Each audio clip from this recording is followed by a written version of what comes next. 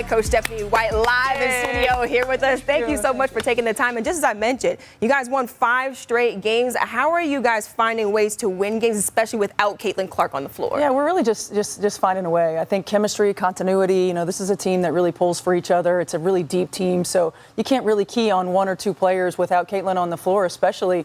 And they've got connectivity on both ends. I think our defense has improved.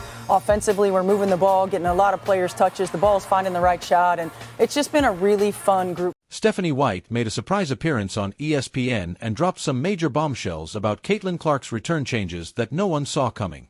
Her plans for Clark's new role have fans absolutely buzzing, and some of her comments are bound to make people uncomfortable. Things just got a whole lot more interesting as Stephanie White making the right call with these changes to Clark's role. White's unexpected interview caught everyone off guard.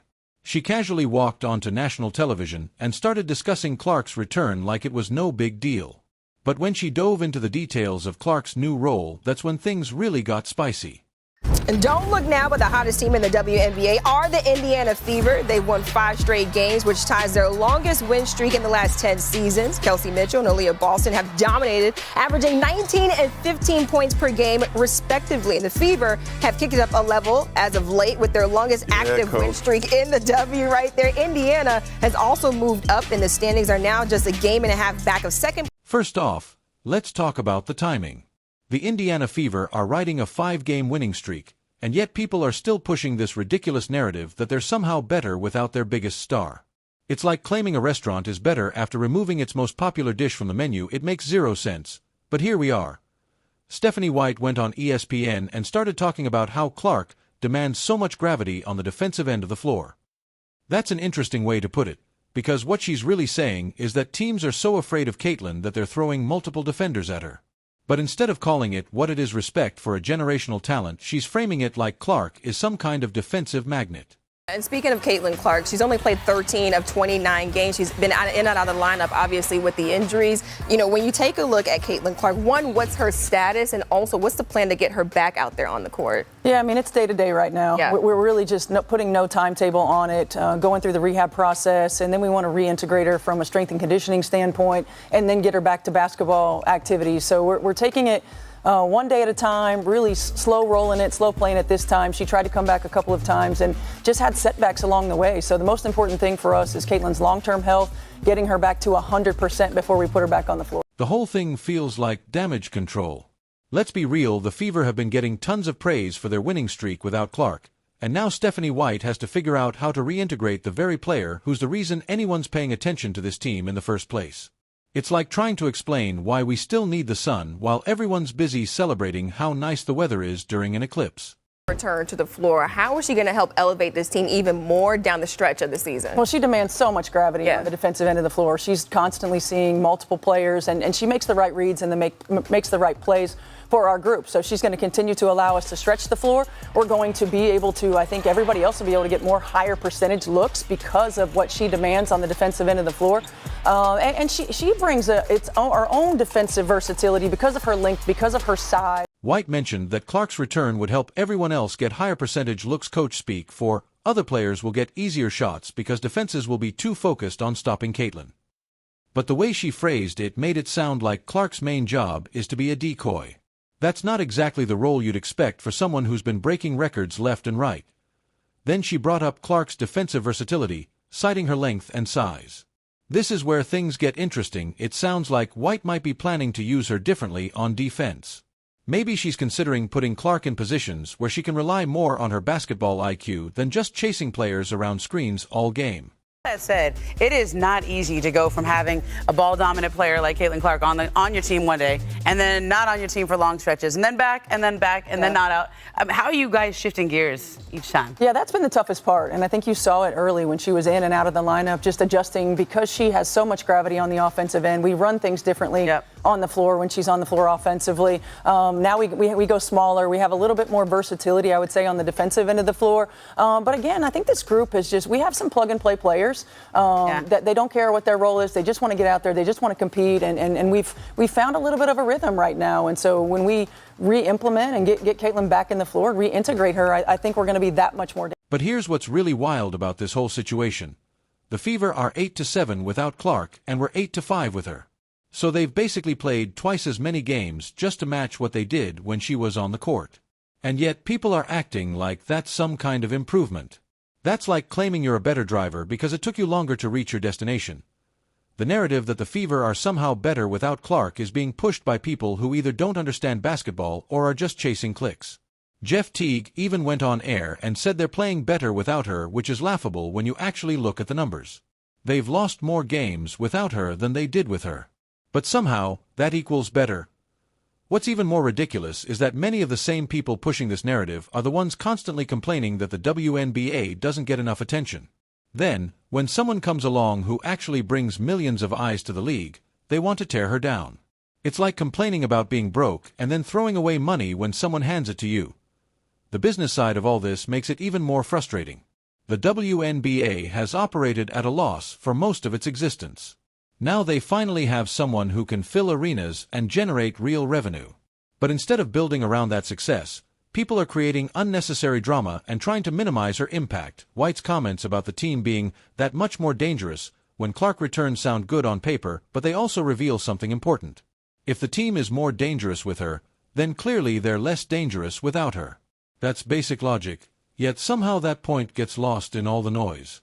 Some pretty strong statements about the officiating in the WNBA this season. Everybody's been talking about the physicality and everything like that. What's been the difference since you made that statement to what you're seeing right now?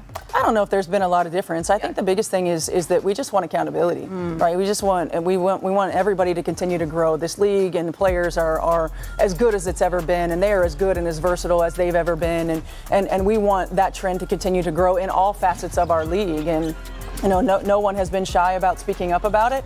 The players deserve it. Our game deserves it. Stephanie White's comments on Caitlin Clark reveal more than she intended. The way Stephanie White described Caitlin Clark's impact on stretching the floor is telling.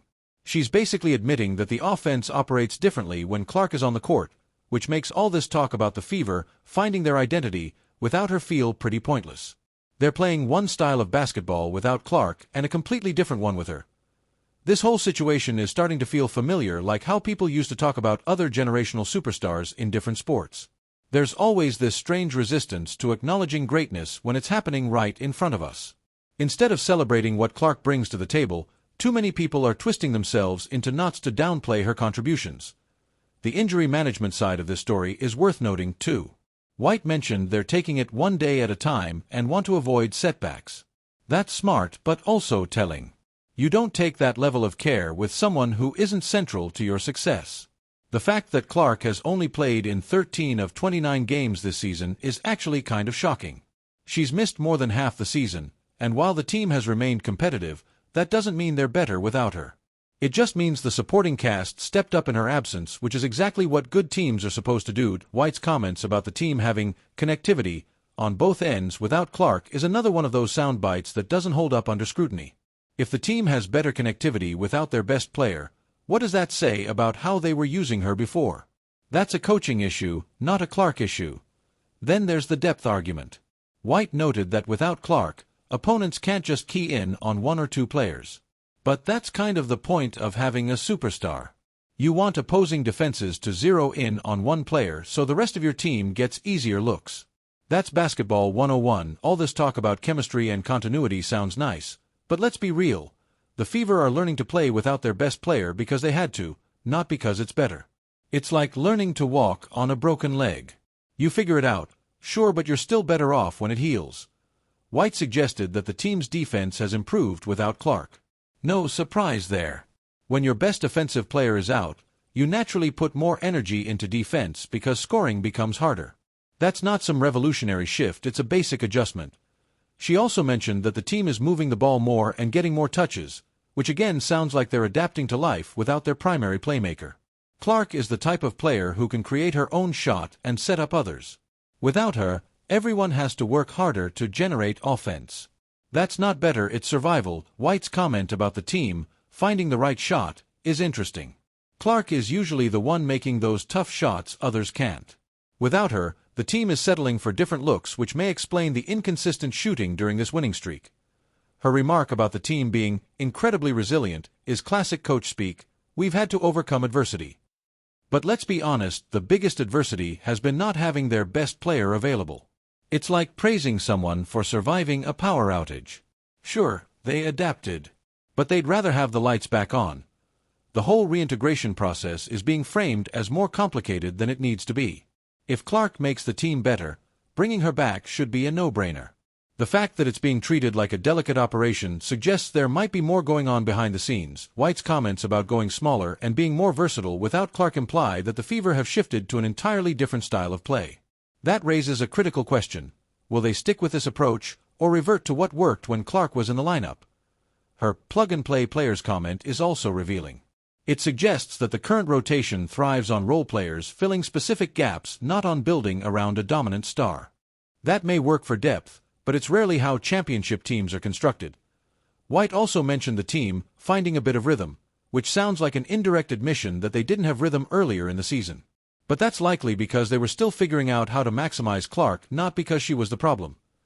Arguably the most revealing part of White's comments is her acknowledgement that they run two different systems, one with Clark and one without. Managing two offensive identities is extremely difficult. And if you need different personnel or strategies to accommodate one player, it either shows her unique value or a coaching challenge yet to be solved. White said she appreciates her plug-and-play players who don't care about their role. But when you have a superstar, that's exactly what you need. Role players who understand their job is to complement the star, not compete with them for attention. The rhythm they found without Clark might be working for now, but it's not sustainable long-term. The WNBA season is a marathon, not a sprint. Teams will adjust to what the Fever are doing without their top player. Clark's return gives them a dynamic dimension that's far harder to prepare for. White's confidence that the Fever will be that much more dangerous with Clark back is likely rooted in one truth. Opponents will have to prepare for two versions of this team.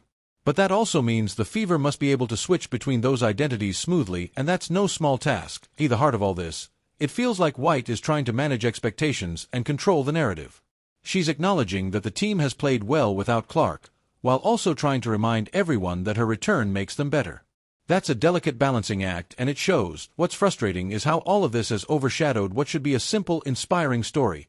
A great player got hurt, the team adapted, and now she's coming back to make them even better.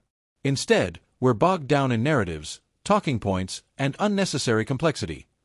The timing of White's ESPN appearance is no coincidence. Just as the team is getting praised for its winning streak, she goes on national television to make sure everyone remembers. The best player is coming back soon. She's trying to keep control of the message before it slips away. Her comments about Clark's defensive versatility suggest she's thinking about using her in a new way.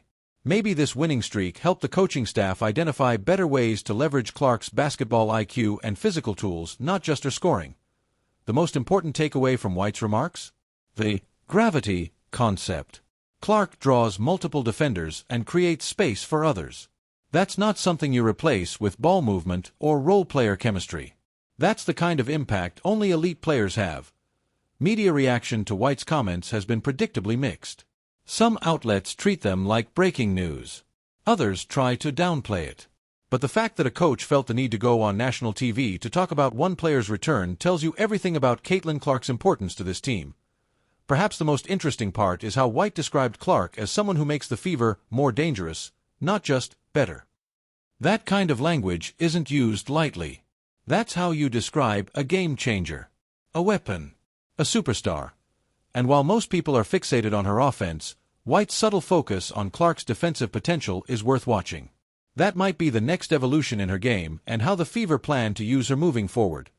Stephanie White is clearly walking a tightrope. The changes she's planning for Clark's role could turn out to be genius or a total disaster. Either way, we're about to find out. What's your take on White's strategy? Drop your thoughts below.